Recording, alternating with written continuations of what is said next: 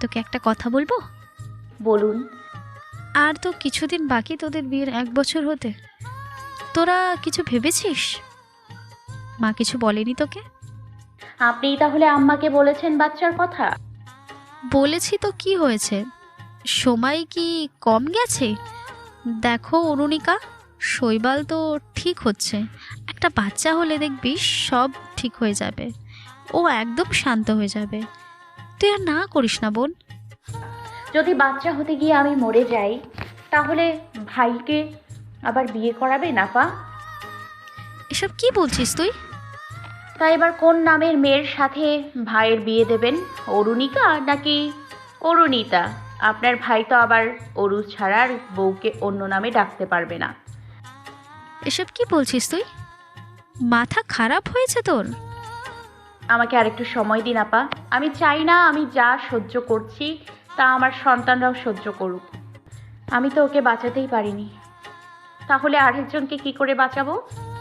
বিয়ের 2 মাস পর একদিন সকালে শৈবালকে অফিসে নিয়ে যায় জাফর। শৈবাল তখনও মানসিকভাবে ফিট নয়। তৌফিক সাহেব একা ছাড়লেন না ছেলেকে, তিনিও সাথে গেলেন। বাড়িতে শুধু নমিতা বেগম আর অরুণিকা। স্বামী স্ত্রীর বাধ্য সম্পর্কের বাইরে ততটা মনের সম্পর্ক তখনও গড়ে ওঠেনি অরুণিকা আর শৈবালের মধ্যে। বন্দি জীবন, শৈবালের অসহনীয় ব্যবহার, মন খারাপের বিকেল। ঠিক তখনই বসন্তের হাওয়ার মতো এলো একটা ফোন কল। অরুণিকার ঘনিষ্ঠ বান্ধবী স্বাধীনতা ফোন করেছে। বাসায় তেমন কেউ না থাকায় সুযোগ পেল অরুণিকা। শাশুড়ির কাছ থেকে ঘন্টা দেড়েকের সময় চেয়ে নিয়ে বেরিয়ে পড়ল। দুই বান্ধবীর খোঁজখল পেয়ে কখন যে বিকেল পেরিয়ে সাজের মায়ায় ঘিরে ধরল ধরণীকে, অরুণিকা তা টের পেল না। সন্ধ্যায় বাসায় ফিরল শৈবাল। অরুণিকাকে না পেয়ে কোনো প্রতিক্রিয়া করলো না, সোজা নিজের রুমে গিয়ে বসে রইল। জরুরি কাজ শেষ করে তৌফিক সাহেব বাসায় ফিরলেন সন্ধ্যার পর। অরুণিকা তখনও ফেরেনি। শৈবালের নীরবতায় তারাও তেমন সারা শব্দ করলো না। সন্ধ্যার আকাশ যখন রাতকে ছুঁই ছুঁই করছে, তখন বাসায় ফেরে অরুণিকা। খোলা আকাশের নিচে নিঃশ্বাস নিতে পেরে নিজেকে আজ জীবন্ত বলে মনে হচ্ছে তার। কিছু প্রয়োজনীয় জিনিসও কিনেছিল নিজের পছন্দ মতো। তার জন্য দরজা খুলেছে নমিতা বেগম। তার কাছ থেকেই শৈবাল ফিরে আসার কথা জানতে পারল। একরাশ খুশির সাথে যখন নিজেদের রুমে ঢুকলো অরুণিকা, এক আত্মচিৎকারে নিস্তব্ধ বাড়িতে আলোড়ন তুলে ফেলল। শৈবাল বসে আছে বিছানার পাশে, তার চোখ দুটো বন্ধ, হাতের কাছের মেঝে সয়লাভ, রক্ত জলে। শৈবালকে হসপিটালে নেওয়া হয়। তার এই অবস্থা দেখে ঠিক থাকতে পারল না অরুণিকা। লাগাতার বমি হতে হতে নিস্তেজ হয়ে পড়ে তার দেহ। শৈবালকে হসপিটালে ভর্তি করানো হয়। অরুণিকাকে পাঠানো হয় তার বাবার বাড়িতে। রোজ মোবাইল ফোনেই চলে শৈবালের খবর নেওয়া। নমিতা বেগম, রুমকি, তৌফিক সাহেব, জাফর সকলের যাই যাই অবস্থা। শৈবাল আর অফিসকে একসাথে সামলাতে হিমশিম খেতে হয় জাফরকে। মাকে সামলাতে নিজেও অসুস্থ হয়ে পড়ে রুমকি। বাচ্চা দুটোরও তখন বেজায় খারাপ অবস্থা। শৈবালের এই অবস্থার জন্য নিজেকেই দায়ী করে অরুণিকা। সেই রক্তাক্ত দৃশ্য আর মনোকষ্ট তাকে পিষে ফেলছে নিরন্তর। মানসিক যন্ত্রণার সাথে তার শারীরিক যন্ত্রণাও বাড়তে থাকলো। না খেয়ে না ঘুমিয়ে কিছুদিন কাটাতেই তার দিকে আর তাকানো যাচ্ছে না। এত কিছুর মধ্যে হঠাৎ একদিন তলপেটে চিনচিনে ব্যথা অনুভূত হলো তার। তাতে পাত্তা দিল না অরুণিকা, কিন্তু সময়ের সাথে সাথে সেই ব্যথা ক্রমশ বাড়তেই থাকলো। ওয়াশরুমে যাওয়ার জন্য বিছানা থেকে নামতেই তার মনে হলো উষ্ণ তরল লাল নিম্নাংশ দিয়ে নিচে নেমে যাচ্ছে। অরুণিকা কুকিয়ে উঠল। তলপেটে এক হাত চেপে অন্য হাত বিছানায় ভর দিয়ে নিচে বসে পড়ল। রক্তে তার 2 পা ভিজে উঠেছে। মৌমিতা বেগম সে কথা কাউকে জানাননি। স্বাধীনতার মাকে ফোন করেন তিনি।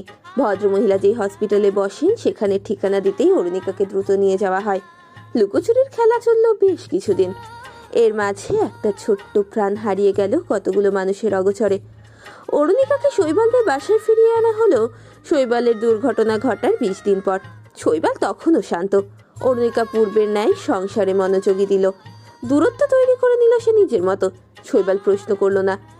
সময় চলতে লাগলো আপন গতিতে। আবারও স্বাভাবিক হতে শুরু করলো তাদের দাম্পত্য জীবন। তবে এবার আর ভুল নয়। কোমলতাকে শক্ত কাচের প্রলেপ লাগিয়ে দিল অরুণিকা। হয়ে উঠল এক অন্য অরুণিকা। হজম করে নিল নিজের সন্তান হারানোর এক সাগর কষ্টকে। বছর ঘুরে আসতেই আজ আবারও সেই ক্ষত তাজা হয়ে উঠল। চকিত চোখ মেলল অরুণিকা। ঘুমো ঘুমো চোখ দুটো মেলে ধরে বলল, শৈবাল আপনি? অরুণিকা বিভ্রম নিয়ে এদিক ওদিক তাকালো। শৈবাল আলতো গলায় বলল, এখানে বসে আছো কেন ওরু? অরুণিকা সোজা হয়ে বসলো। নিষ্প্রভ চোখে তাকিয়ে ঘুমো কণ্ঠে বলল, তেমন কিছু না, এমনি বসেছিলাম। কখন যে চোখ লেগে এলো। আপনি আপনি এত তাড়াতাড়ি চলে এলেন যে? সন্ধ্যা 7টা বাজে ওরু, আর তুমি ফ্লোরে বসে আছো কেন? অরুণিকা উঠে দাঁড়ালো। অতীতে রূপ দিতেই কখন যে তার চোখে ঘুম লেগে এসেছে। অরুণিকা মৃদু গলায় বলল, 7টা বেজে গেছে। ইস, আম্মাকে চা দেয়া হয়নি, বাচ্চা দুটোকেও কিছু খেতে দেইনি। আমার যে আজকাল কি হয়েছে। অরুণিকা চপ্পল পায়ে সরতে গেল। তার হাত ধরলো শৈবাল। আবিষ্ট গলায় বলল, তুমি কাঁদছিলে ওরু? অরুণিকা সরস হাসল। মিথ্যে অভিনয় তো তাকে রোজই করতে হয়, কখনো নিজের সাথে তো কখনো অন্য কারো। না তো। তুমি মিথ্যে বলছো ওরু। কেন কাঁদছিলে তুমি? তোমার চোখের এই অবস্থা কেন? অরুণিকা চঞ্চল হেসে বলল, আজকাল আমার খুব ঘুম পায়। আপনিই বলুন, এত ঘুম পেলে চলে? এই জন্য চোখ লাল হয়ে আছে। আপনি ফ্রেশ হয়ে নিন, 7টা বেজে গেছে। রিমঝিমকে খাইয়ে দিই, না হলে আবার ঘুমিয়ে পড়বে। শৈবাল হাত ছাড়ল না, শক্ত করেই ধরে রইল। অরুণিকা পা বাড়িয়ে আবারও পেছনে ফিরল। হাতের দিকে তাকিয়ে বলল, হাতটা ছাড়ুন শৈবাল। তুমি কাঁদছিলে কেন ওরু? কেউ কিছু বলেছে তোমাকে? অরুণিকা খিলখিল করে হেসে উঠল। শৈবালের কাছ থেকে হাত ছাড়িয়ে নিল সে। জিভ বের করে বাচ্চাদের মতো ভেঙচি কাটলো। চোখ রাঙিয়ে বলল, ভূতে বলেছে। জানতো, ফ্রেশ হয়ে আসুন। তুমি সত্যি বলছো ওরু? মিথ্যে। তাহলে কি শাস্তি দেবেন আমাকে? ঝট করে অরুণিকাকে জড়িয়ে ধরল শৈবাল। অরুণিকার সমস্ত ক্লান্তি বিষাদ যেন এক নিমিষেই উবে গেল। স্বামীর বুকে মাথা লেপ্টে দিয়ে পরম শান্তিতে নিঃশ্বাস নিল সে। এইদিকে পূর্ণিমা, বেশি করে ডিম খাও। দিচ্ছি। রিম আর ঝিমকে খাইয়ে দিচ্ছে অরুণিকা। দুই বোন খাচ্ছে আর টুকটুক করে কথা বলছে। শৈবাল এসে দাঁড়িয়েছে দরজার কাছে। তাকে দেখে রিম চেয়ে রইল। দন্তবাটি বের করে ভ্রু নিচু করে অরুণিকাকে ইশারা করছে। ঝিম চিৎকার করে বলে ওঠে, মামা। শৈবাল স্মিত হেসে ভিতরে প্রবেশ করলো। অরুণিকা বিছানার ওপর বসে দুই বোনকে খাইয়ে দিচ্ছিল। ঠিক তার পেছনে তার গা ঘেঁষে বসে পড়ল শৈবাল। রিম উজ্জ্বল গলায় বলল, পূর্ণিমা, মামাকেও খাইয়ে দাও। অরুণিকা ছোট্ট করে হেসে রিমের মুখে ভাতের লোকমা পুরে দিয়ে বলল, মামা পরে খাবে। ঝিম আদুরে অভিলাষে বলল, এখন থেকে খাইয়ে দাও। শৈবাল মিষ্টি করে হাসে। অরুণিকার একদম পেছনে লেগে বসে আছে সে। মুখটা অরুণিকার কানের কাছে নিয়ে বলল, খাইয়ে দাও। অরুণিকা ঝাড়া মেরে বলল, পাগল হয়েছেন? সিদ্ধ ডিম দিয়ে ভাত খাচ্ছে ওরা। তাতে কি, খেয়ে নেবো আমি, দাও। রিম এবং ঝিম এক সুরে বলে উঠল, দাও দাও, মামাকেও খাইয়ে দাও। তোমাদের মামার হাত আছে, সে নিজেই খেয়ে নিতে পারবে। ঝিম একগাল হেসে বলল, আমাদেরও তো হাত আছে। শৈবাল ফিচেল হাসলো। অরুণিকার কানে ফু মেরে বলল, এবার বলো। আপনি যান এখান থেকে, আমি ওদেরকে খাইয়ে আসছি। আপা কোথায়? আমার ঘরে। রিম বলল, মামা, তুমি আমাদের স্কুলে যাবে? কাল মিটিং আছে। শৈবাল ভ্রুকুঞ্চন করে বলল, কিসের মিটিং? অরুণিকা ঝিমের মুখে খাবার দিয়ে বলল, প্যারেন্টস মিটিং। জাফর ভাইকে ফোন করেছিলাম, বলল যেতে বলবে না। কি যেন জরুরি কাজ আছে তার। আপাও যাবে না বলেছে। তাহলে তুমি চলে যাও। আমি কি করে যাব? তুমি ওদের মা, মামিমা। রিম উচ্ছ্বাসের সাথে বলল, হ্যাঁ, তুমিও মা। তোমার গায়েও আম্মু আম্মু গন্ধ। রিম হাঁটুতে ভর দিয়ে উঁচু হয়। অরুণিকার হাতে নাক খসতে থাকে। ঝিমও বাদ যায় না। সেও এঁটো মুখে অরুণিকার গালে চুমু বসিয়ে বলল, তোমার গায়েও আম্মুর মতো গন্ধ। আম্মু আম্মু। অরুণিকা কপট বিরক্তি ছেড়ে বলল, আরে কি শুরু করলে? বসো। দুই বোন কল কল করে হেসে ওঠে। শৈবাল চাপা গলায় বলে ওঠে, সাবিনা ম্যামকে কল করেছি, কাল যেতে বলেছেন। ওদেরকে স্কুল থেকে নিয়ে এসে তারপর যাব। তুমি যাবে আমার সাথে? না যাওয়ার তো কোনো কারণ নেই। শৈবাল বিছানা থেকে উঠে দাঁড়ালো।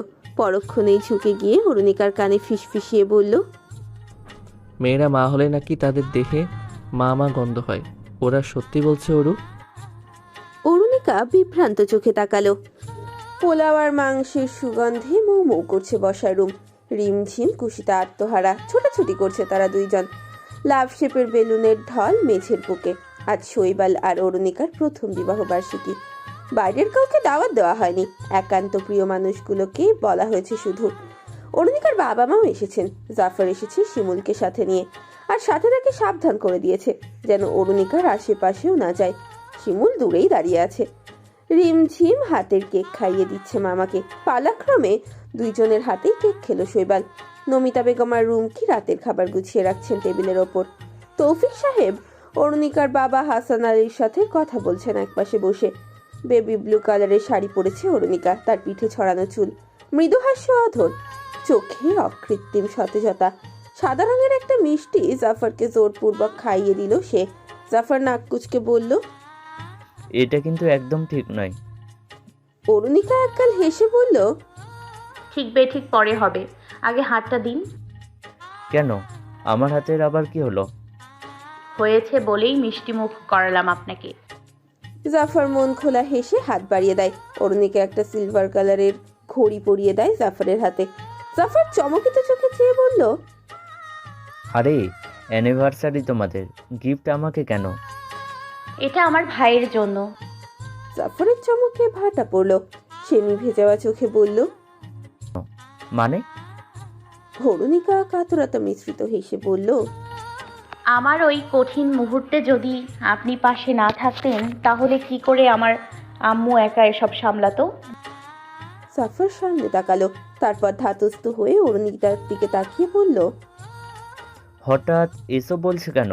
আমি যা করেছি আমার দায়িত্ব মনে করে করেছি, এই বাড়ির সম্মানের কথা ভেবে করেছি, তোমার আর শৈবালের ভালোর জন্যই করেছি। জানি, এই তো এত বড় সত্য আজও গোপন রয়ে গেছে। এসব নিয়ে আর ভেবো না, এসব নিয়ে আর ভেবো না অরুণিকা, যা হয়েছে ভুলে যাও। ডক্টর সাবিনার সাথে আমার কথা হয়েছে, শৈবাল আগের চেয়ে বেটার। আরেকটু সময় দাও, সব ঠিক হয়ে যাবে। হুম। বাবা আমার আর শিমুলের জন্য কম করেননি। আমি যখন তার অফিসে স্বল্প বেতন চাকরি করি তখন স্কুলে পড়তো শিমুল। ধীরে ধীরে নিজের যোগ্যতায় আমি তার প্রিয় হয়ে উঠি। নিজের ছেলের মতো ভালোবাসেন তিনি আমাকে। এতটা প্রিয় হয়ে উঠি যে নিজের একমাত্র মেয়েকে আমার হাতে তুলে দেন। আমার বাবা মা নেই। বিয়ের পর এখানেই ছিলাম 1 বছর। পাড়া প্রতিবেশী তো চুপ করে থাকবে না, তাই বাসা ভাড়া নিলাম। তবুও বছরের বেশিরভাগ সময় রুমকি এখানেই থাকতো। ওর কলেজ এখান থেকে কাছে ছিল। শৈবালকেও আমি শিমুলের মতোই আমার ভাই ভাবি। ওর সাথে যা ঘটেছে তা একদম ঠিক হয়নি। অরুণিকা শান্ত শ্বাস ফেলল, চোখে মুখে বিষাদ ছেয়ে গেল। তাকে প্রাণবন্ত করতে জাফর বলল, তোমাকে কিন্তু আমায় বিরিয়ানি রান্না করে খাওয়াতে হবে। এই রুমকির হাতে রান্না খেয়ে আমি কিন্তু খুব কষ্টে আছি। বিয়ের পর 2 বছর আমাকে দিয়ে রান্না করিয়েছে, আর তারপর থেকে যা রান্না করে আমি খেয়ে বেঁচে আছি কোনো রকম। অরুণিকা ফিক করে হেসে ফেলল। হেসে হেসে বলল, আপাকে কিন্তু বলে দিব আপনি তার রান্নার বদনাম করেছেন। এত তাড়াতাড়ি মরতে চাই না আমি। খিলখিল করে হেসে ওঠে অরুণিকা। টলটল করতে থাকে তার চেহারা। খাবার টেবিলের কাছে আসতেই তার মোবাইল ফোনটা বেজে উঠল। অরুণিকা কল রিসিভ করলো সেখানেই। ওপাশ থেকে কিছু একটা বলল। অরুণিকা এদিক ওদিক তাকিয়ে নিজের রুমের দিকে ছুটল।